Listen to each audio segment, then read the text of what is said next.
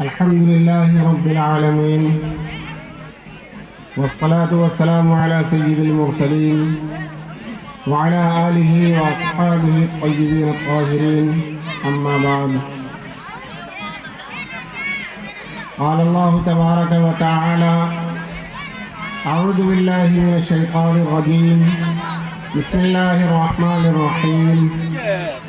ما آتاكم الرسول فخذوه وما نهاكم عنه فانتهوا. وقال الله تبارك وتعالى: لقد كان لكم في رسول الله أسوة حسنة.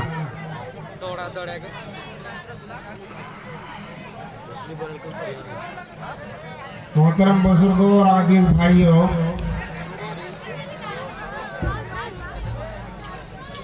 آپ تمام حضرات مجھے اچھی طرح جانتے ہیں اور پہچانتے ہیں. میں مقرروں سے الگ ہوں. تمام حضرات سے مؤدبانہ درخواست ہے کہ جلسے کے اندر سنجیدگی اور وقار کا ماحول بنائے رکھیں. بھائی آپ کا جلسہ ہے، آپ آج کے اس عظیم الشان اجلاس کو نعمت غیر مترقبہ سمجھ کر ایسا سمجھیے کہ بن مانگے اللہ تبارک و تعالیٰ نے آپ کو یہ جلسہ عطا کیا، اسی لیے آپ اس کو نعمت غیر مترقبہ سمجھ کر اس سے فیضیاب ہوں، بہرور ہوں. کہیں ایسا نہ ہو کہ ہمیں بعد میں پھر محرومی کے سوا کچھ ہاتھ نہ آئے، کہیں نہ جائیں.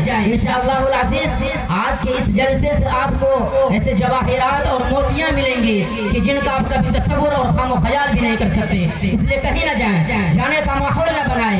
آج کے ہمارے اسٹیج کے اندر وہ علماء کرام اور فضلاء اعظام تشریف فرمائے جن کو سننے کے لیے پوری دنیا ترستی ہے. یہ تو ہم ہیں محروم القسمت کی، ہمیں انہیں چھوڑ کر جا رہے ہیں. کہیں نہ جائیں بھائی، برائے مہربانی بیٹھے رکھیں دل جمعی کے ساتھ، شوق و رغبت کے ساتھ. کہ آپ مجھے جانتے ہیں، پہچانتے ہیں.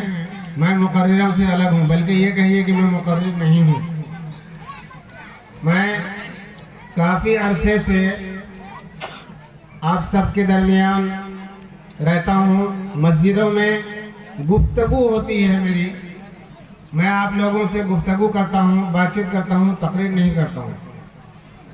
اور آپ یہ بات اچھی طرح جانتے ہیں کہ گفتگو بالکل آمنے سامنے بیٹھ کر ہوتی ہے. جب آپ کسی کو کچھ کہتے ہیں اور وہ دوسری طرف گھما ہوا ہو، دوسری طرف توجہ رکھتا ہو، دوسری طرف دھیان ہو اس کا، تو پھر بات کرنے کا مزہ نہیں آتا.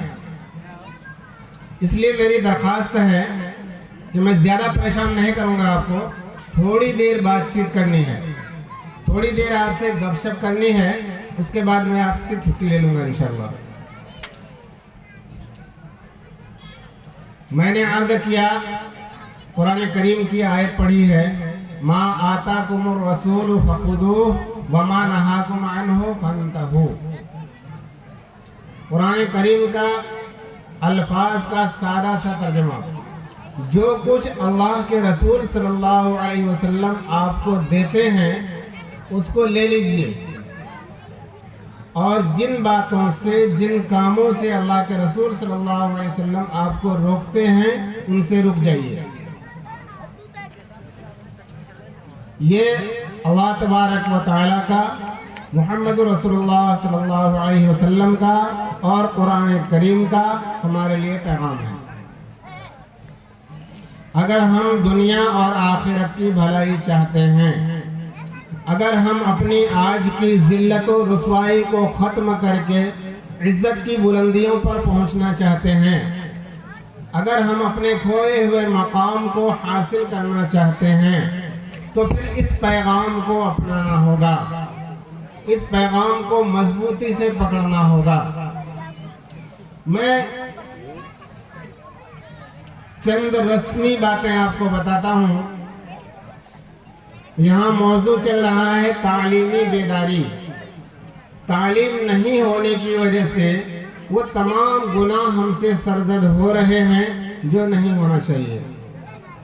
اگر ہمارے اندر تعلیم ہوتی تو جو باتیں میں آپ کو ابھی بتانے والا ہوں وہ ساری چیزیں نہیں ہوتی. ان باتوں کو بتانے سے پہلے میں آپ کو ایک واقعہ سناتا ہوں.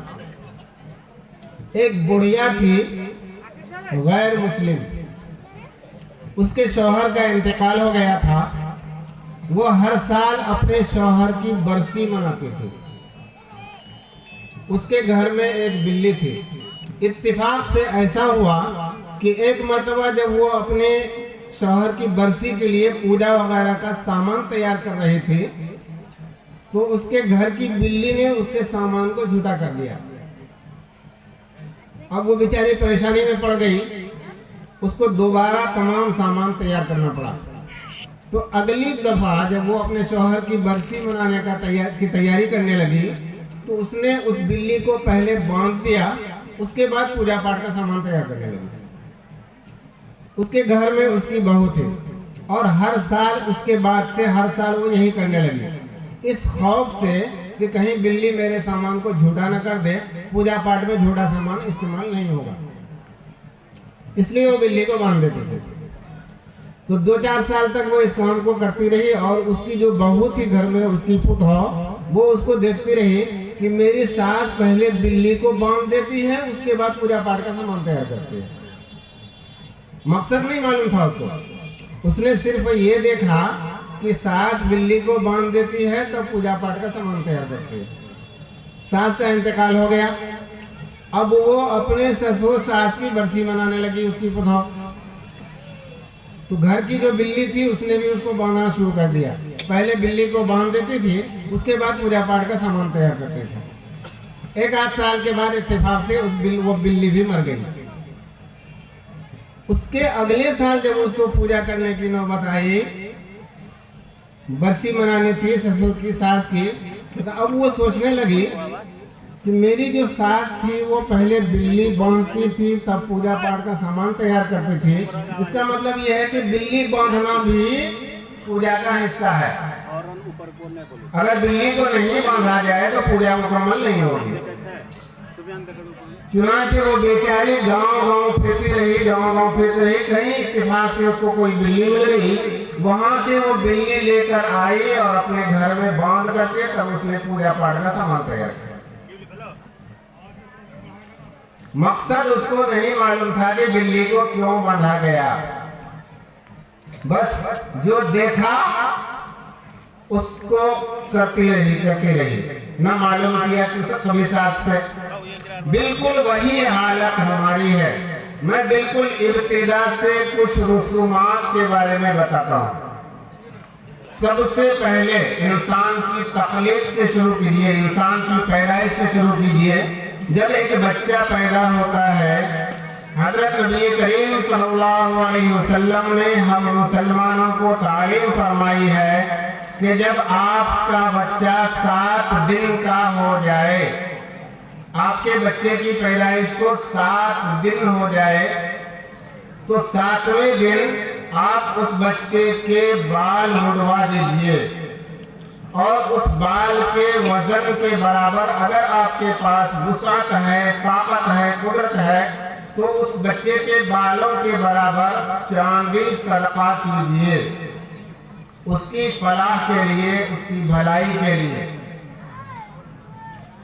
اور اس کا ایک اچھا سا اسلامی نام رکھیے, بامعنی نام رکھیے. چنٹو, پنٹو, منٹو, لڈو, گڈو, بوجو یہ نام مت رکھیے. سب سے پہلے عبداللہ نام رکھیے یا عبد الرحمن نام رکھیے, کسی بھی نبی کا نام رکھیے, کسی بھی صحابی کا نام رکھیے یا کسی بہت بڑے بزرگ اولیاء اللہ کا نام رکھیے. یہ چنٹو پنٹو نام مت رکھیے. ہمارے بڑوں نے بتایا ہے کہ نام کا بھی اثر ہوتا ہے, مگر ہوتا کیا ہے, حضرت نبی کریم صلی اللہ علیہ وسلم نے فرمایا کہ 7ویں دن یہ کرنا ہے, مگر ہمارے معاشرے میں, ہمارے سماج میں یہ رواج پھیلا ہوا ہے چھٹی کرنے کا, کہ چھٹے دن اس بچے کا کریا کرم کیا جاتا ہے. کیا کیا جاتا ہے؟ بال تو مڑواتے ہیں, مگر بال مڑوا کر کے اس بال کے وزن کے برابر چاندی صدقہ کرنے کی کسی کو توفیق نہیں ہوتی ہے, جبکہ کچھ ہی روپے میں اتنی چاندی ہو جائے گی. 1-2 گرام, زیادہ سے زیادہ 10 گرام اس بال کا وزن ہوتا ہوگا, اور ہزاروں روپیہ خرافات میں خرچ کر دیتے ہیں. ادھر ادھر کے کام میں ہزاروں روپیہ اسی بچے کے سلسلے میں, छठी के दिन खर्च कर देते हैं, मगर नबी करीम सल्लल्लाहु अलैहि वसल्लम की इस तालीम पर अमल करने को हम तैयार नहीं हैं। फिर आप सल्लल्लाहु अलैहि वसल्लम ने फरमाया कि जब आपका बच्चा 7 साल का हो जाए, मुरू औलादकुम बिस्सलाह इज़ा बलगू सबअन, आपके बच्चे जब 7 साल की उम्र को पहुंच जाएं तो उनको प्यार से, मोहब्बत से पीठ पर हाथ फेर कर, सहला कर उनको कहिए कि बेटा आपको अल्लाह ने पैदा किया है, आपकी पैदाइश का मकसद ये है कि आप अल्लाह की गुलामी में आ जाएं, आप अल्लाह की बंदगी में आ जाएं। अल्लाह ने आपको अपनी बंदगी के लिए, अपनी गुलामी के लिए पैदा किया है, दुनिया के रंगरेलियों में ठोने के लिए नहीं पैदा किया है। इसलिए अब आपकी उम्र हो गई है कि आज से आप नमाज पढ़ें, उसको नमाज की आदत दिलाएं, मगर प्यार से, मोहब्बत से। सिर्फ जुबान से कहिए कि बेटा नमाज पढ़ो, नमाज पढ़ो, नमाज पढ़ो। फिर जब वो बच्चा 10 साल का हो जाए, वज़रिबूहुम अलैहा इज़ा बलगू 10, और जब वो बच्चा 10 साल का हो जाए और आपने उसको नमाजी नहीं बनाया है अभी तक, तो उस वक्त अगर वो बच्चा नमाज नहीं पढ़ता है तो फिर आप सल्लल्लाहु अलैहि वसल्लम ने फरमाया कि उस वक्त उसको मार कर नमाज पढ़ाइए, उसको मारकर नमाज पढ़ाइए। और कोई भी बाप, कोई भी माँ बच्चे को मारकर नमाज पढ़ाए, ऐसा नजर नहीं आता। अपने बच्चे को मारकर दुकान भेजता है, मारकर दिल्ली पंजाब भेजता है, मारकर अपनी जरूरियात पूरी करने के लिए अपने बच्चों को भेजता है, मगर कोई भी माँ बाप मारकर अपने बच्चे को नमाज के लिए मस्जिद नहीं भेजता है। हालांकि फरमाने रसूल मोहम्मद रसूलुल्लाह सल्लल्लाहु अलैहि वसल्लम के पहले फरमान पर कि मुरू औलादकुम इज़ा बलगू सबअन, जब 7 साल के वो बच्चे हो गए, उस वक्त अगर प्यार से, मोहब्बत से उनको नमाज की आदत डाली जाती तो 10वें साल में उनको मारने की जरूरत नहीं पड़ेगी, वो बच्चा आदी हो जाएगा। नमाज का पहले ही 7वें हिस्सा में वो आदी हो जाएगा और 10वें साल में उसको कुछ करने की जरूरत नहीं पड़ेगी।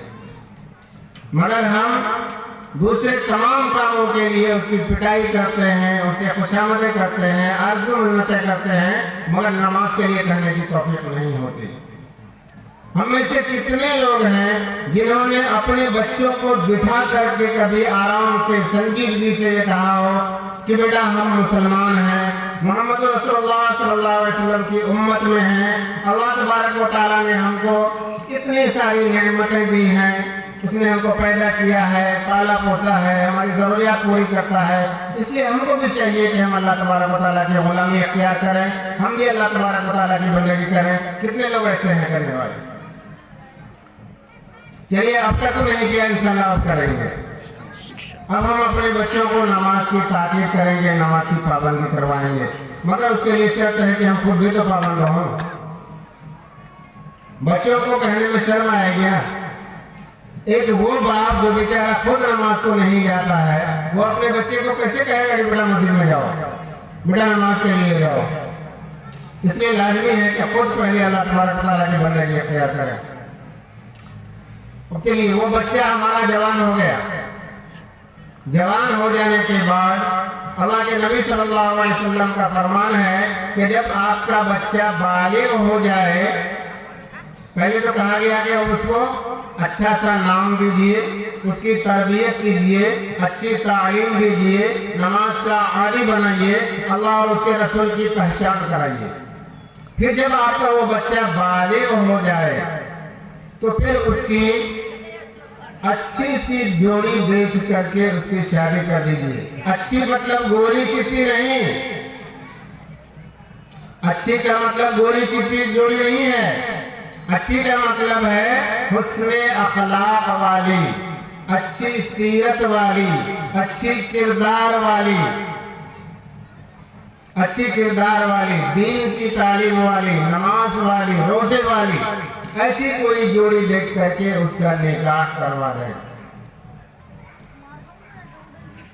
निकाह में हमारे हजरत अंबिया किराम, हजरत सहाबा किराम का मामूल ये रहा कि अक्सर व बेशतर इबादत गाहों में, मसाजिद में निकाह किया करते। उसका ऐलान होता ताकि तमाम लोगों को अच्छी तरह ज़हन नशी हो जाए कि फलां का बेटा, फलां की बेटी निस्बत से जुड़ गए। मगर आज हम क्या करते हैं कि बहुत जबरदस्त बारात निकालते हैं, दूल्हे के चेहरे पे सहरा सजाते हैं, और हमारी वो माएँ बहनें जो पर्दे में हैं उनको मैं कहना चाहता हूँ कि पता नहीं कौन से, मैंने इस सिलसिले में सिर्फ इसी बात को लेकर के बहुत सारी किताबों को तलाश किया, ढूंढने की कोशिश की कि कहीं भी तो मुझे मिल जाए वो धान दुबड़ी कहाँ से आई। धान और दुबड़ी से अपने बेटे को चुमाते हैं, ये कहाँ से आया मुझे नहीं मालूम। अल्लाह के रसूल सल्लल्लाहु अलैहि वसल्लम के फरमान के ज़ख़ीरों में मैंने ढूंढा, तलाश किया, मगर मुझे कहीं नहीं मिला कि आप सल्लल्लाहु अलैहि वसल्लम या आपके मानने वालों ने दुबड़ी लेकर के दूल्हे को पूजा हो, उसको चुमाया हो। और उबटन लगाती हैं हमारी माएँ बहनें। देखिए, उबटन लगाना, उठकन लगाना बुरी बात नहीं है, गुनाह नहीं है। पिछले जमाने में जब साइंस ने तरक्की नहीं किया था, जब तरक्की का दौर नहीं था, उस वक्त में साबुन की कमी थी, अच्छा साबुन नहीं होता था। इस वजह से उस वक्त के लोग उबटन को तेल में मिला करके पीस करके बदन में लगाते थे ताकि दूल्हे का और दुल्हन का बदन साफ सुथरा हो जाए और उबटन की खुशबू भी उसके जिस्म से आने लगे। जिस्म की बदबू अगर है तो वो दूर हो जाए और साफ हो जाए। मगर आज के ज़माने में अल्हम्दुलिल्लाह एक से एक कीमती साबुन है जिससे कि बदन का मैल भी छट जाता है और जिसमें भी खुशबू भी पैदा हो जाती है। लिहाजा उबटन अब सिर्फ रस्म रह गया है, उसकी ज़रूरत नहीं है। और रस्म के पीछे चलना, रस्म को निभाना, गैर ज़रूरी चीज़ को ज़रूरी समझना, ये मोहम्मद रसूलुल्लाह सल्लल्लाहु अलैहि वसल्लम के तरीके के खिलाफ है, जो हमारे लिए सरासर नाकामी है, नामुरादी है। इसलिए मैं अपने तमाम माँ बहनों से कहूँगा कि ये उबटन का माहौल, इसमें होता क्या है, खराबी क्या है। औरतें इकट्ठी होती हैं, उसमें मर्दों का भी इज्तिमा होता है, औरतों का भी इज्तिमा होता है। ये असल में फसाद की जड़ है। उबटन से मैं मना नहीं करता हूँ, मगर उबटन के रस्म को जरूरी समझना और उसके अंदर से ये खुराफात का पैदा होना, ये असल मना करने की चीज है। तो शादी में और निकाह में आप जो भी खुशी के तौर पर करना चाहें, उसको मोहम्मद रसूलुल्लाह सल्लल्लाहु अलैहि वसल्लम के तरीके पर नाप कर देखिए।